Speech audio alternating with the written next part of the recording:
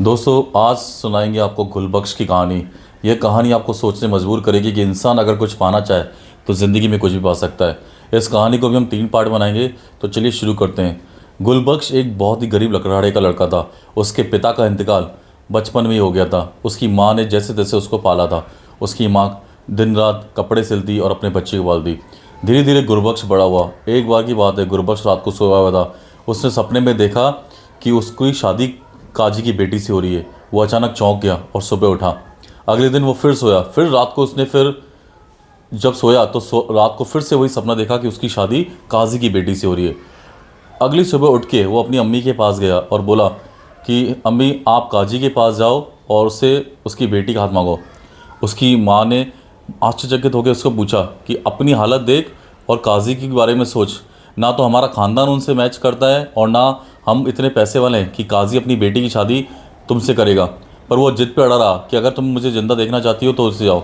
आखिरकार उसकी माँ ने उसकी बात को मान के उसके काजी के घर पहुंची। वहाँ काजी की बेगम ने गेट खोला और पूछा कि हे मोहतरमा, कैसे आना हुआ।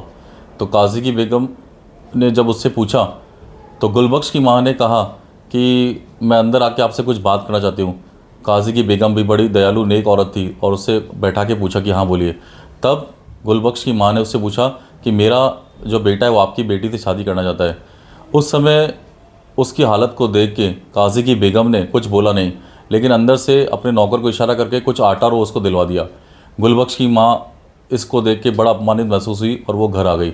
घर आके जब उस गुलबख्श ने पूछा कि हे अम्मी, आप वहाँ पे गए थे तो क्या हुआ, तो उसने बड़े गुस्से में बोला कि आज तूने मुझे भिखारी बना दिया, वो मुझे वहाँ आटा देने लग गए। ये कह के बोला कि ये सपना छोड़ दे, लेकिन गुलबख्श नहीं माना।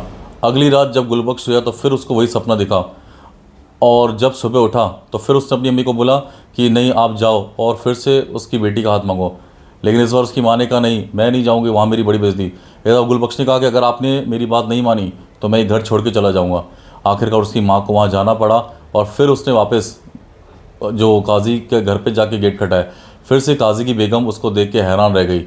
और आगे क्या हुआ ये बताऊंगा अगले पार्ट में। तब तक जुड़े रहिए हमारे साथ। मिलता हूँ अगली बार एक और नई कहानी के साथ।